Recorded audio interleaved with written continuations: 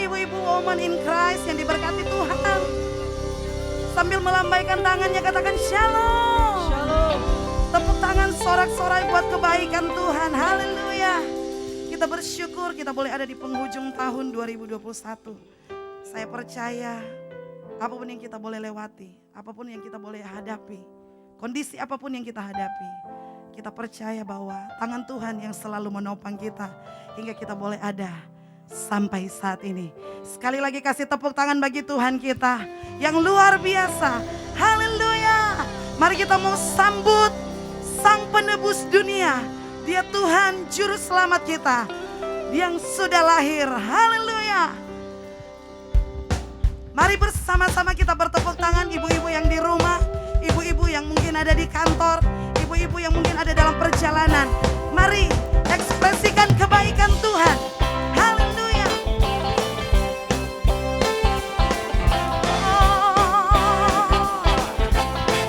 Mari bersama katakan, Dia lahir untuk kami, Dia mati untuk kami, Dia bangkit bagi kami semua.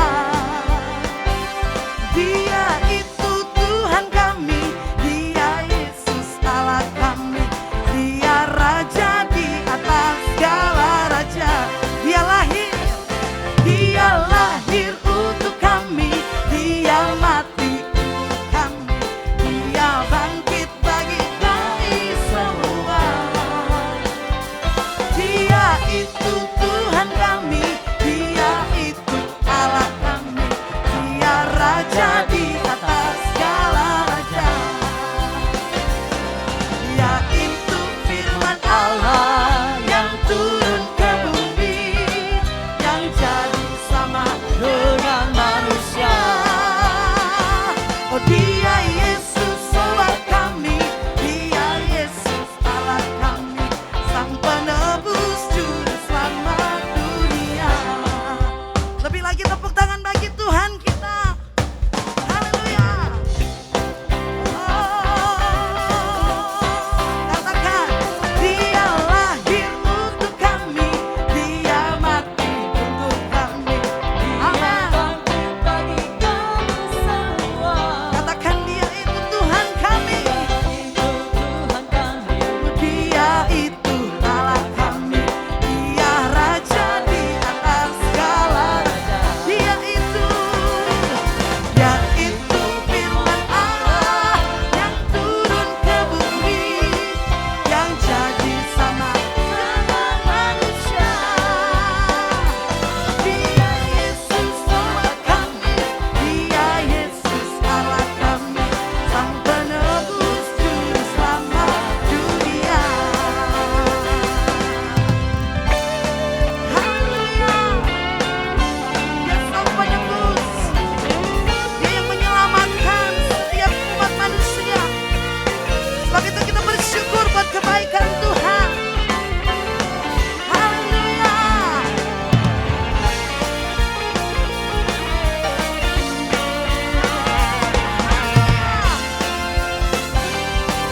Mari sambil bertepuk tangan katakan, Dia itu firman Allah yang turun ke bumi. Amin.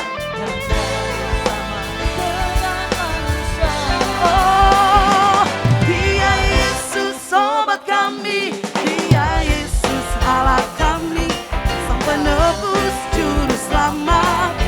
Dia itu Amin, yang jadi sama dengan manusia.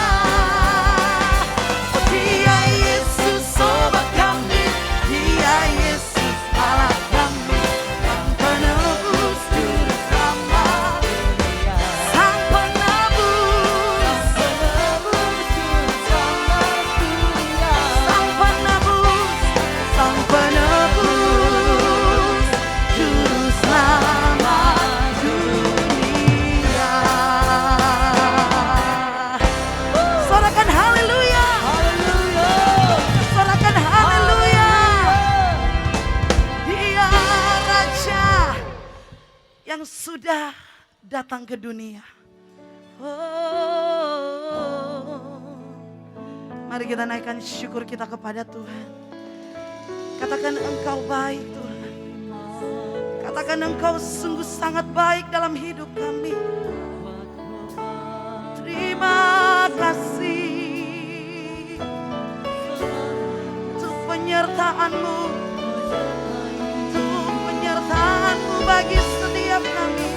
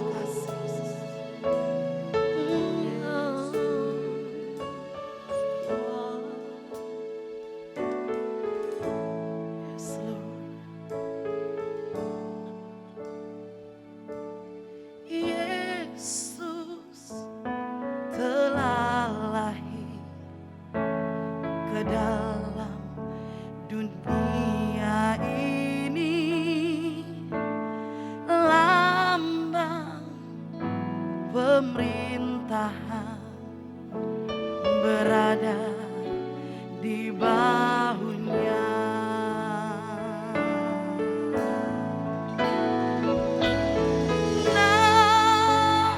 Namanya penasehat ajaib, Bapa yang perkasa, Bapa yang kekal, Raja damai. Semua manusia pujilah dan sembah Dia.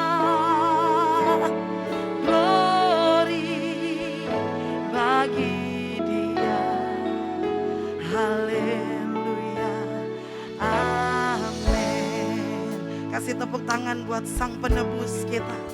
Dia Raja damai, Dia Bapa yang kekal. Mari bersama-sama katakan, Yesus telah lahir ke dalam dunia ini.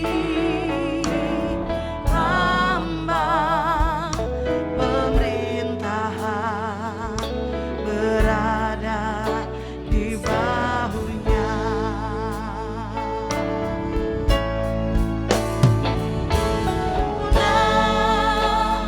Namanya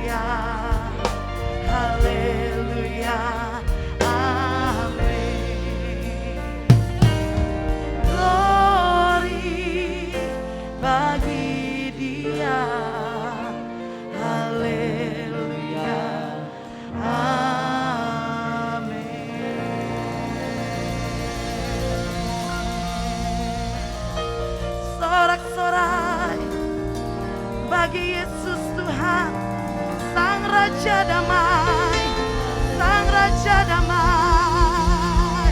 Haleluya, haleluya, haleluya. Terima kasih Tuhan. Shalom, para wanita Allah, ibu-ibu dan rekan-rekan, apa kabar semuanya? Saya berharap kita semua dalam keadaan baik, dalam anugerah dan perlindungan Tuhan. Saya mengucap syukur dan senang sekali kita bisa beribadah bersama-sama, walaupun secara online. Tapi saya percaya kuasa Tuhan tidak terbatas, Tuhan hadir di tengah-tengah kita dimanapun kita berada. Saya mengucapkan terima kasih kepada GBI Puri Indah, khususnya kepada Bapak dan Ibu Gembala yang telah mengundang saya dan mempercayakan saya untuk berbagi pada hari ini. Topik yang akan saya sharingkan pada hari ini berjudul Wanita dan Keluarganya. Topik ini baik untuk wanita single maupun yang sudah menikah. Bagi para wanita yang single dan belum menikah, berguna untuk mempersiapkan diri from single to couple. Bagi wanita yang sudah menikah, untuk self-check-up dan bagaimana meningkatkan relasi dalam keluarga dan hal apa saja yang perlu semakin ditingkatkan di dalam kehidupan kita. Sharing yang saya sampaikan saat ini adalah sebagian dari materi buku Fit Women, yaitu buku yang saya tulis untuk pemuritan bagi para wanita yang mengintegrasikan biblical dan mental health agar para wanita mengalami terobosan dalam berbagai aspek kehidupannya dan dapat menjalankan peran secara maksimal. Nah, wanita dengan keluarganya mencakup wanita dengan rumahnya, wanita dengan dirinya, wanita dengan suaminya, dan wanita dengan anak-anaknya. Yang pertama, wanita dan rumahnya. Amsal 14 ayat 1 menuliskan, wanita yang bijak mendirikan rumahnya, tapi yang bodoh meruntuhkannya dengan tangannya sendiri. Dengan tangan yang sama, kita sebagai seorang wanita bisa membangun ataupun meruntuhkan keluarga atau rumah tangga kita. Bagaimana wanita bisa membangun dan meruntuhkan? Yaitu atmosfer seperti apakah yang diciptakan oleh seorang wanita di dalam keluarganya. Bagaimana atmosfer di dalam rumah tangga? Apakah rumah kita menjadi sumber stres atau justru menjadi benteng untuk melawan stres? Rumah yang menjadi benteng untuk melawan stres adalah rumah yang menjadi tempat untuk bernaung, tempat untuk pemulihan, tempat untuk saling menguatkan, tempat untuk saling menyembuhkan, tempat untuk saling memberi semangat. Bagaimana rumah menjadi sumber stres? Yaitu ketika relasi dalam keluarga adalah relasi yang saling melukai, percakapan yang saling menyakiti, konflik yang tidak terselesaikan, saling menyalahkan, saling mengabaikan, saling mengkritik, memaki, menuding, ataupun saling ribut satu dengan yang lainnya. Dan ketahuilah bahwa atmosfer dalam keluarga dipengaruhi oleh kehadiran seorang wanita, seorang istri, atau seorang ibu di dalam sebuah keluarga. Bagaimana peran kita di dalam keluarga? Yuk, saya mengajak para wanita, marilah kita menjadi seorang istri yang membangun keluarga dan rumah tangga kita. Yang pertama adalah wanita dan rumahnya. Yang kedua, wanita dan dirinya. Bagaimana wanita dengan dirinya sangat mempengaruhi wanita dalam relasi dengan orang lain. Oleh sebab itu, sebagai seorang wanita, kita perlu selesai dengan diri kita sendiri dan kita perlu pulih. Di dalam 1 Petrus 3 ayat 4 menuliskan, perhiasanmu janganlah lahiriah, yaitu dengan mengepang-epang rambut, memakai perhiasan emas, atau dengan mengenakan pakaian yang indah-indah. Tapi perhiasanmu ialah manusia batinia yang tersembunyi, dengan perhiasan yang tidak binasa, yang berasal dari roh yang lemah lembut, yang tentram, dan yang sangat berharga di mata Allah. Saya garis bawahi kata lemah lembut, yang dalam bahasa Inggrisnya adalah self-control. Artinya, Tuhan rindu kita sebagai wanita bukan saja berfokus pada kecantikan luar, tetapi kecantikan yang terpancar dari dalam batiniah kita. Bagaimana ya kecantikan yang terpancar dari dalam batiniah kita? Yaitu adalah kita menjadi seorang wanita yang bisa mengontrol diri atau mengelola diri. Mungkin kita memiliki keinginan, kemarahan, perasaan, ataupun emosi. Nah, semua itu bukanlah hal yang salah. Namun pertanyaannya, Tuhan mau kita menjadi wanita yang bisa mengelola diri. Kemudian dikatakan roh yang lemah lembut dan tentram. Pertanyaannya adalah, sebagai seorang wanita, apakah kehadiran kita membawa ketentraman bagi orang-orang di sekitar kita? Atau kehadiran kita justru membawa tekanan? Apakah kehadiran kita orang-orang diberkati? Atau dengan kehadiran kita, orang-orang menjadi stres? Ini adalah pertanyaan buat kita semuanya. Marilah kita take up diri kita pribadi supaya kita semakin bertumbuh menjadi seperti yang Tuhan inginkan. Kalau tadi dikatakan, wanita yang memiliki kecantikan batiniah adalah seorang wanita yang bisa mengontrol atau mengelola dirinya. Apa saja yang perlu dikelola dari seorang wanita? Antara lain, wanita dengan emosinya. Wanita dan emosinya. Pertanyaannya, apakah kita cerdas secara emosi atau memiliki kedewasaan emosi? Wanita dengan emosinya berbicara. Apakah kita memiliki tumpukan emosi negatif yang tidak diproses, baik dari masa lalu sampai hari ini? Kalau tangki emosi kita penuh dengan sampah-sampah emosi, pasti akan muncul melalui perkataan, perilaku, serta keputusan-keputusan kita, dan juga akan berdampak kepada relasi dengan orang-orang di sekitar kita. Karena sampah-sampah emosi di dalam hati kita itu tidak bisa ditutup atau disembunyikan. Sampah emosi negatif itu akan destruktif atau merusak diri kita dan juga merusak relasi dengan orang lain. Itu sebabnya marilah kita memiliki skill untuk memproses dan mengelola emosi, bukan skill menumpuk emosi negatif dan skill menyimpan luka-luka emosi. Wanita dan emosinya juga berbicara, apakah kita menjadi wanita yang dikuasai dan dikendalikan oleh emosi, atau wanita yang bisa mengelola diri kita, mengelola emosi, dan berespon dengan tepat. Marilah menjadi wanita yang responsif, bukan reaktif. Wanita dan dirinya. Tadi kita berbicara tentang wanita dan emosi. Sekarang kita berbicara tentang wanita dan cara pandang terhadap dirinya. Apakah di antara kita sering punya cara pandang terhadap diri kita seperti hal-hal berikut ini? Saya selalu salah. Saya tahu bahwa itu tidak akan berhasil. Saya tidak bisa. Saya bodoh. Saya tidak pandai. Saya tidak berguna. Saya tidak ada harapan. Semuanya akan berantakan. Mengapa saya tidak sebaik dia? Seandainya saya lebih pintar, lebih cantik, lebih kaya. Saya tidak pernah cukup. Saya memalukan. Saya tidak disukai. Saya tidak dikasihi. Saya akan ditolak. Saya ditinggalkan. Saya selalu sendirian. Saya tidak diinginkan. Saya jelek. Saya tidak menarik. Saya membosankan. Saya tidak punya apa-apa untuk diberikan dan berkontribusi untuk orang lain. Nah, apakah kita memiliki perkataan-perkataan negatif yang ada dalam hati kita yang ditujukan kepada diri kita sendiri? Kalau kita memiliki perkataan-perkataan tersebut terhadap diri kita sendiri, kita adalah wanita yang tidak memiliki keberhargaan diri yang sehat. Ini adalah ciri-ciri wanita yang tidak memiliki keberhargaan diri dengan benar, yaitu ciri-ciri wanita yang memiliki cara pandang yang berbeda dengan cara Allah memandang dirinya. Apabila wanita tidak dapat menghargai dirinya, bagaimana kita bisa menghargai orang lain? Yang ada adalah kita menuntut penghargaan dari orang lain. Apabila wanita yang tidak bisa menerima dirinya sendiri, tidak bisa melihat dirinya sebagai pribadi yang unik dan spesial, bagaimana kita bisa menerima orang lain? Bagaimana kita bisa berkontribusi di dalam kehidupan kita? Padahal Tuhan sudah memberikan potensi dan keunikan bagi setiap kita. Dan kita adalah berharga di mata Tuhan.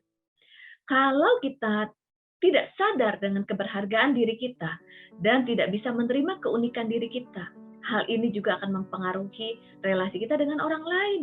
Khususnya relasi dengan orang-orang yang terdekat, dengan keluarga, relasi menjadi negatif. Wanita dengan emosinya, wanita dengan cara pandangnya, sekarang wanita dengan pola pikirnya. Apa yang ada di pikiran kita? Apakah kita wanita yang memiliki pola pikir negatif atau wanita yang memiliki pola pikir yang positif. Karena bagaimana pikiran kita, itulah hidup kita. Kalau kita memiliki pikiran yang negatif, maka hal yang mustahil kita bisa hidup secara positif. Pikiran-pikiran negatif apa saja yang sering kali menguasai pikiran seorang wanita? Antara lain, suka berasumsi, cepat mengambil kesimpulan, overthinking, sering memikirkan hal-hal yang buruk, mudah curiga. Nah, kalau kita punya pemikiran-pemikiran yang negatif, maka hidup kita menjadi negatif, hati kita pun menjadi negatif. Lalu memandang situasi yang terjadi di dalam kehidupan kita pun memandang secara negatif. Padahal, dalam setiap situasi yang kita hadapi, dalam setiap pengalaman yang Tuhan izinkan di dalam kehidupan kita, ada makna dan pembelajaran positif. Apabila kita menjadi seorang wanita yang berpikir positif, situasi apapun bisa terjadi, namun kita bisa menangkap dan mempelajari makna-makna positif, dan itu akan membuat kita bertumbuh, membuat kita semakin hari menjadi seperti yang Tuhan inginkan. Kehidupan kita pun akan memancarkan atmosfer yang positif dan menjadi berkat bagi orang-orang di sekitar kita.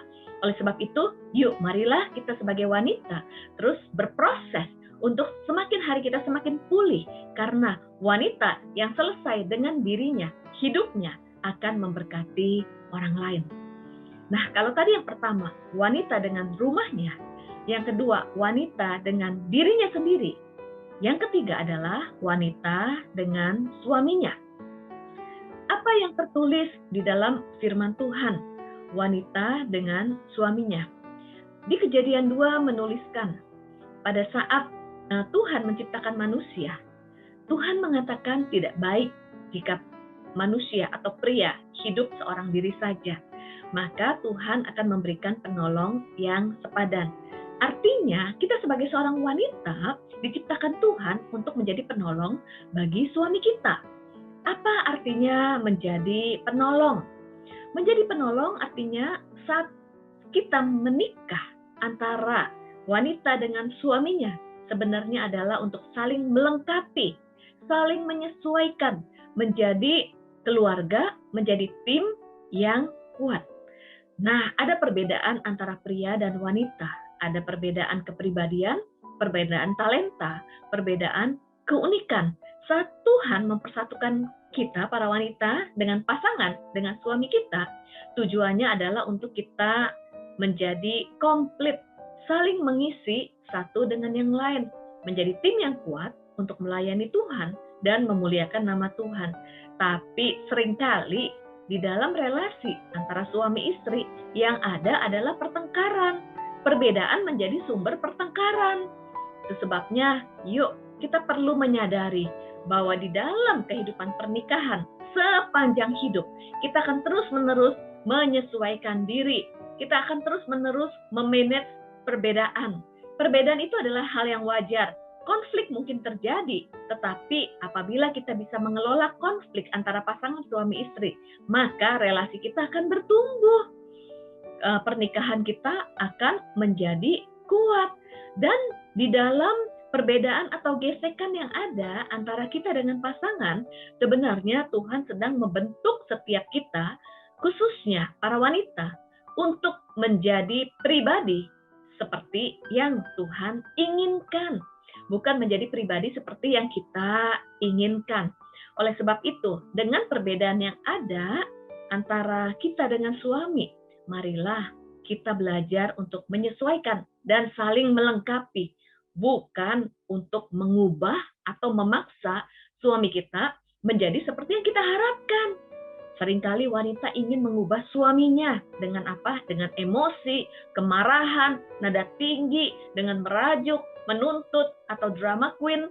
Nah, kalau kita melakukan hal-hal ini terhadap suami kita, artinya tanpa disadari kita menghancurkan relasi dengan tangan kita sendiri. Artinya kita menjadi wanita yang suka menuntut, bukan wanita yang mensupport. Kemudian antara wanita dengan suaminya, relasi suami istri, kita perlu bisa mengasihi suami kita tanpa syarat. Mengasihi tanpa syarat artinya adalah menerima satu paket. Tentunya saat kita menikah dengan pasangan kita ada kelebihan dan juga ada keterbatasan. Seringkali yang kita mau terima adalah kelebihannya yang kita sukai. Namun keterbatasannya ataupun kekurangan atau kelemahannya, kita menuntut, kita mengkritik, kita berusaha memperbaikinya.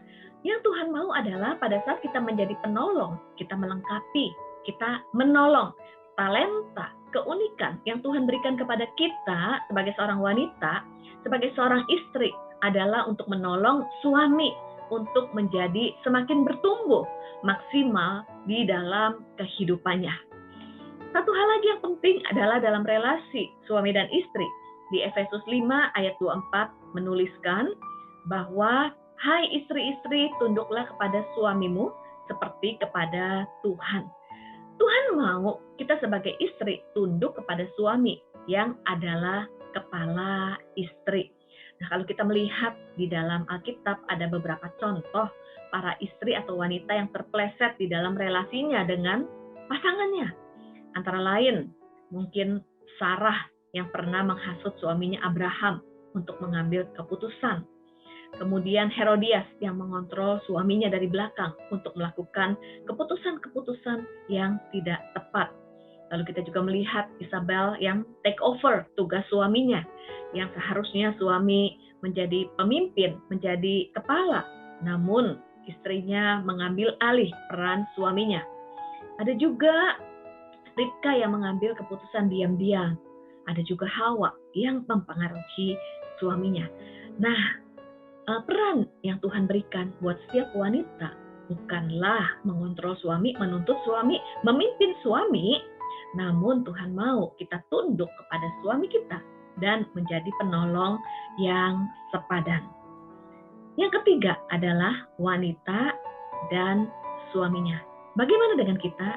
Yuk, marilah kita menjadi penolong, kita melengkapi suami kita, tunduk kepada suami. Dan satu hal yang penting juga, dalam relasi dengan suami, marilah kita menjadi wanita yang maha pengampun, yang bisa memaafkan.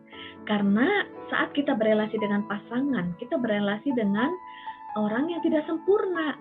Sehingga kalau kita berelasi dengan seseorang yang tidak sempurna, bukan malaikat, maka seringkali ada mungkin hal-hal yang bisa membuat kita terluka atau kesalahpahaman. Yuk, marilah kita menjadi istri yang bukan menyimpan sakit hati, menyimpan kesalahan orang lain, apalagi menyimpan kesalahan suami. Tapi marilah kita menjadi wanita yang memiliki skill untuk mengampuni dan memaafkan.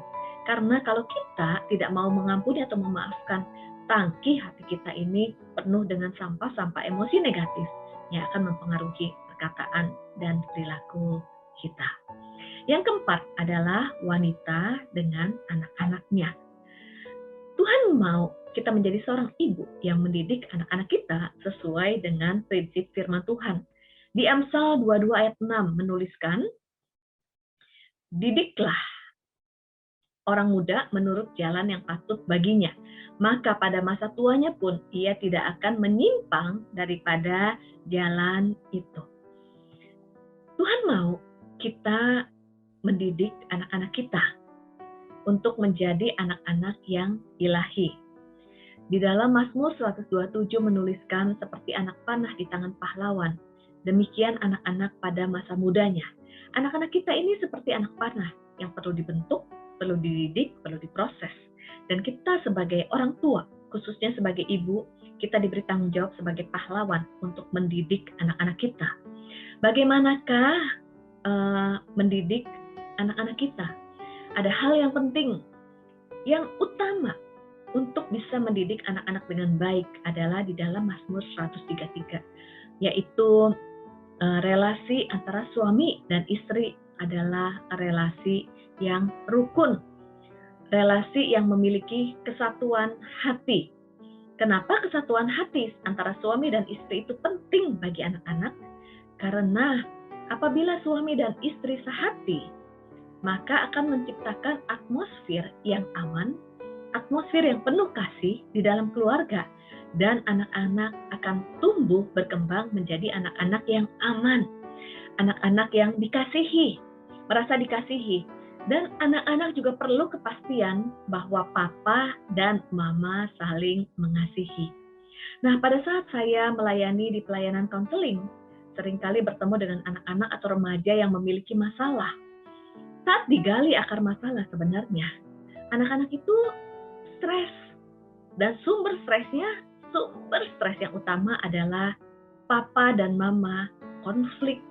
Papa dan mama bertengkar, papa dan mama tidak saling mengasihi. Kemudian papa dan mama tidak sepakat, suasana dalam rumah tangga ribut. Nah, ibu-ibu, kalaupun kita belajar ilmu-ilmu parenting untuk mendidik anak-anak kita, tapi kalau kita tidak memiliki relasi yang intim dengan suami, tidak memiliki relasi yang intim antara papa dan mamanya, kita dan suami kita, anak-anak akan terluka. Anak-anak pun jadi bingung, stres, dan yuk saat kita saling mengasihi, sebenarnya kita mewariskan bagaimana relasi suami istri yang nanti pada saat anak-anak kita membangun keluarga dan rumah tangga, mereka akan melihat teladan papa dan mamanya yang saling mengasihi. Kemudian juga berbicara tentang bagaimana menjadi ibu yang mendidik anak-anak, kita juga perlu memahami kita ini memiliki kecenderungan menjadi ibu yang seperti apa. Ada berbagai macam tipe-tipe ibu, dan berbagai macam tipe ibu memberi pengaruh dan dampak kepada anak-anaknya. Ada ibu yang tidak hadir secara emosional, walaupun ada di rumah, tapi sang ibu sibuk dengan dirinya sendiri, sibuk dengan gadget, sibuk dengan sosmed. Ibu ini tidak memiliki kedekatan emosional dengan sang anak, kemudian tidak bisa sharing dari hati ke hati. Ada ibu juga yang sibuk, yang tidak hadir. Nah, kalau anak memiliki ibu yang sibuk dan tidak hadir secara emosional, maka anak ini akan memiliki tangki emosi yang defisit, kurang perhatian, kurang kasih, kurang relasi, dan sang anak akan berusaha mencari relasi dari luar. Padahal alangkah baiknya sang anak terpenuhi kebutuhan emosionalnya untuk bisa memiliki relasi yang dekat dengan orang tua, untuk bisa didengarkan apa yang menjadi keluhannya, kemudian menjadi orang tua atau ibu yang bisa mendengar saat anak kita mengalami masalah, sehingga anak kita memiliki emosi yang sehat. Kemudian juga ada tipe ibu yang dikuasai oleh emosi. Panik, cepat marah, gelisah, meledak-ledak, tidak bisa mengelola emosinya. Nah, kalau kita adalah ibu yang tidak bisa mengelola emosi dan panik, emosional, marah-marah, kita akan melukai anak-anak kita. Dan anak-anak kita adalah anak-anak yang juga nanti akan menjadi anak-anak yang emosional. Kemudian ada ibu juga yang suka kontrol.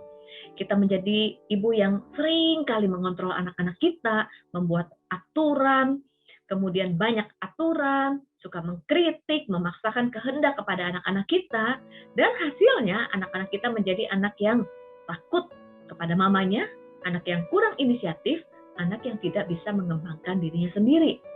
Lalu ada seorang ibu yang suka membanding-bandingkan anaknya dengan yang lain. Kalau anaknya nilainya kurang bagus, dia bandingkan dengan temannya, kemudian menuntut prestasi anaknya. Tanpa sadar, ibu seperti ini adalah ibu yang menjadikan prestasi anaknya sebagai kebanggaan diri bagi ibunya. Nah, ini akan melukai anak kita, karena anak itu butuh disupport apa adanya. Dan anak-anak kita saat gagal, anak butuh memiliki keyakinan bagaimana keberadaan dirinya. Walaupun dia berhasil atau gagal, kita sebagai seorang ibu tetap bangga dan mengasihi anak-anak kita. Dan ini merupakan support yang sangat powerful untuk anak-anak kita untuk memiliki kepercayaan diri dan terus mau bertumbuh dan memiliki daya juang di dalam kehidupannya. Bukan suka mengkritik, membandingkan. Lalu yang berikutnya ada ibu yang melekat dengan anak-anaknya. Yaitu sampai anak-anaknya remaja, dewasa, sang ibu ini terus minta ditemani oleh anaknya, overprotective, tidak bisa melepaskan anaknya bertumbuh menjadi dewasa dan mandiri. Bahkan ada ibu yang sampai menikah pun ingin melekat dengan anaknya, yaitu ada ibu-ibu mertua yang ingin ikut campur, intervensi di dalam rumah tangga anak-anaknya. Nah, ini adalah seorang ibu yang bukan mendorong anaknya untuk bertumbuh, tapi sebenarnya seorang ibu yang tanpa sadar menghambat pertumbuhan anaknya. Dari sini kita melihat betapa besarnya dampak seorang wanita di dalam keluarga dan generasi. Yang pertama adalah bagaimana wanita dengan rumahnya. Yang kedua, bagaimana wanita dengan dirinya sendiri. Yang ketiga, bagaimana wanita dengan suaminya. Yang keempat, bagaimana wanita dengan anak-anaknya. Apa yang seorang wanita lakukan? Peran wanita sangat berdampak bukan hanya kepada keluarganya, tapi juga kepada generasi-generasi berikutnya. Oleh sebab itu, saya menantang para wanita, saya menantang para ibu dan rekan-rekan, marilah terus menjadi wanita yang tidak pernah berhenti belajar, berproses, dan bertumbuh. Dan tergabunglah terus di dalam komunitas, supaya kita memiliki support system yang saling menopang. Tuhan Yesus memberkati. Yuk, saya mengajak ibu-ibu dan teman-teman, para wanita Allah, untuk kita menutup di dalam doa. Bapak, kami bersyukur untuk firman-Mu pada hari ini, untuk mengingatkan kami bahwa peran kami sebagai seorang wanita sangat berdampak. Biarlah kami terus belajar dan bertumbuh menjadi wanita ilahi, wanita yang bisa menjadi berkat, wanita yang dimana kehadiran kami bisa memberkati orang lain. Kehadiran kami bisa memulihkan orang-orang yang membutuhkan pemulihan. Dan biarlah apa yang kami pelajari hari ini bukan hanya mengisi kepala kami dengan pengetahuan, tapi Tuhan berbicara di dalam hati setiap kami, dan kami rindu menjadi pelaku firman Tuhan, supaya kehidupan kami terus berbuah, dan nama-Mu dipermuliakan. Terima kasih Tuhan, dalam nama Yesus kami berdoa dan mengucap syukur. Mari kita bersama-sama katakan amin. Tuhan Yesus memberkati.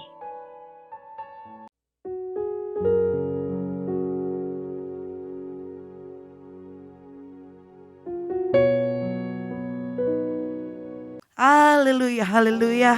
Saya percaya kita semua diberkati lewat kebenaran firman Tuhan. Berapa banyak kita yang diberkati? Boleh lambaikan tangan ibu-ibu yang di rumah. Haleluya. Dan saatnya kita akan memberikan persembahan kita, tanda syukur kita. Mari persiapkan persembahan yang terbaik. Sebelum kita akan menabur, mari tundukkan kepalamu, kita berdoa. Terima kasih Tuhan untuk kebenaran firman-Mu yang sudah kembali meneguhkan setiap kami. Ekspresi kami diberkati Tuhan. Saatnya kami rindu memberikan yang terbaik lewat setiap persembahan kami. Mari Bapa, Engkau berkati setiap tangan-tangan yang memberi. Engkau balas berlipat kali ganda sesuai dengan janji firman-Mu. Terima kasih Tuhan. Kami siap menabur yang terbaik di dalam nama Tuhan Yesus. Kami berdoa. Haleluya. Amin. Selamat menabur yang terbaik.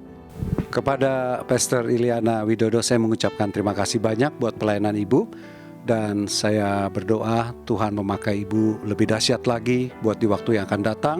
Dan diberkatilah keluarga dan juga anak-anak rohani yang Tuhan percayakan. Mari kita siapkan hati kita. Kita akan menyelesaikan ibadah kita dengan berkat Tuhan. Kita angkat kedua tangan kita buka hati kita, dan fokuskan pikiran kita kepada Yesus Kristus. Diberkatilah engkau, dijaga dan dibelanya engkau, dipulihkannya lah hatimu, bahkan ditaruhnya damai dan sejahtera dan sukacita sorgawi melimpah atas hidupmu. Apa saja yang tanganmu kerjakan, Tuhan buat jadi berhasil. Kemana engkau melangkah, Tuhan menyertai dengan keberuntungannya. Agar lewat itu nama Tuhan Yesus Kristus dipermuliakan, dan hidupmu bisa jadi berkat buat banyak orang yang memerlukannya. Dalam nama Tuhan Yesus. Yang percaya, sama-sama kita berkata, amin. Saya berdoa buat kaum wanita semua diberkati dan jadi berkat dalam rumah tangga, keluarga, pekerjaan, karir, dan usaha. Haleluya. Amin.